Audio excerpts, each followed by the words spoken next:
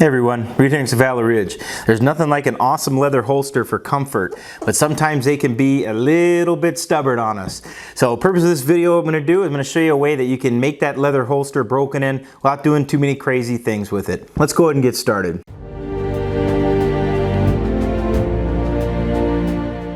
So guys, one thing that you're going to notice is that there's a lot of holsters out there. There's a lot of possibilities. We've got leather, we've got kydex, and leather's been around forever. And if you've ever worn a quality leather holster, especially an inside the waistband one, the one thing that you want to notice right away about it is it's very comfortable.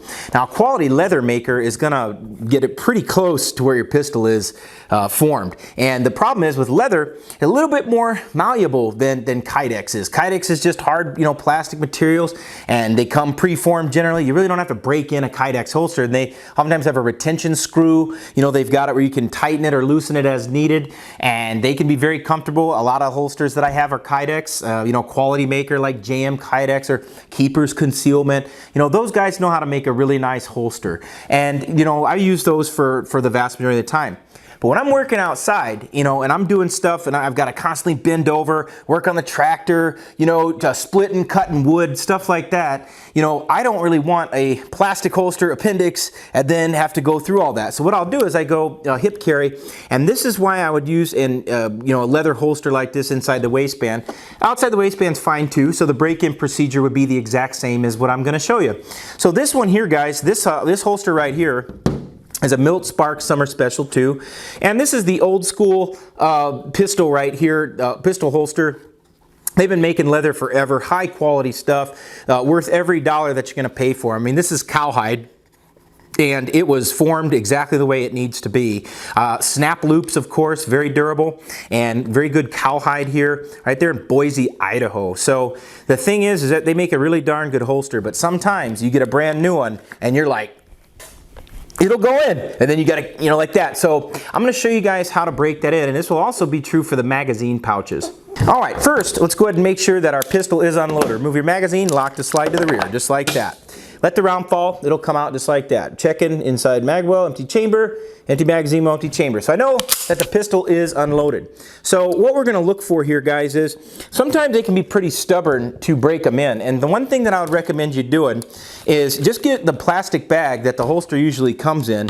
And then what you're gonna do is, we're just gonna make sure, as I said, make sure your pistol's unloaded. And then what we're gonna do is we're going to put that pistol inside the baggie, just like this. And then what you can do is you can just take it in the holster and then ease that pistol with the baggie in there. And we're just gonna leave it.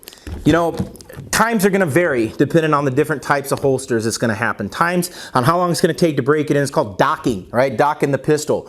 So we use a plastic bag, put it in there, let it sit. I let mine sit for a couple of days. Now the instructions say 12, 24 hours. Mine took an additional 24 hours. So when I did this for 2 days, it was perfect. The next time that I used this holster, it came out easy and still retained it. And one of the good marks of a good quality leather holster is that it will keep the pistol in place like this, even when you shake it, right? But you can easily draw the pistol. So it's a very important thing.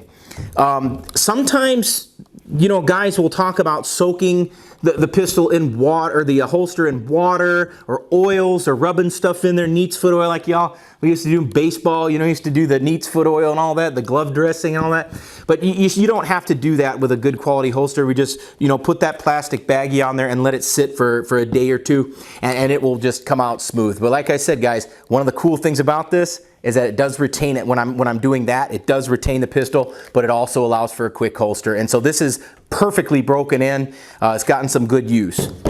Now when it comes to magazine pouches like this, a lot of times with your leather magazine pouches, they can be stiff too. And depending on the magazines, it won't come out. So good trademark of proper retention on your magazine pouches, you should be able to hold it upside down and shake it, but then it should just come right out very easily. You can see very minimal pressure that it takes to get that out of there. And the same thing that we did with our holster, we're gonna do that with the magazine pouch. We'll wrap it up in the plastic and then push that dude all the way down in there into the normal depth that you carry your magazine well. Once again, day or two, it's gonna be right as rain. And that's one of the easiest things that we can handle. That's one of the easiest ways to do that. Personally, because leather's unique and because each piece is individual, whatever magazine that you do that with, that's the one you want to keep with this, because sometimes, one magazine will come out real easy and other times not so easy. So there's no difference functionally between these two pistols. It's just, you know, one is specific for this mag pouch. So whichever mag pouch you're going to use, I would probably marry that mag pouch to that magazine and make sure you're testing out the different ones, because the last thing you want to do on a reload is, you know, and it doesn't come out. So it should be pretty simple. And so that just goes back to testing your gear before you carry it, testing your firearms before you carry it, testing your magazines before you carry it, testing your ammo before you carry it, rather than just using hope and guessing that it will work. Validate all that stuff. So for those of you guys and gals out there that like leather holsters, that's going to be the best way to make sure that you break that leather holster in. I've used Milt Sparks holsters for a long time, at least 10, 15 years, easily 15 years, I can say confidently. And I've used them with 1911s, I've used them with Glocks, I've used them, they just really work across the board, high quality stuff. There's nothing more comfortable than that. And I hope that you enjoy it, and I hope that you get some value out of this video.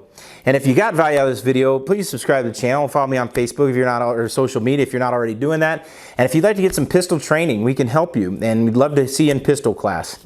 This is Reid Henrichs of Valor reminding you, the lessons that we learn are written on the tombstones of others. We'll see you on the ridge.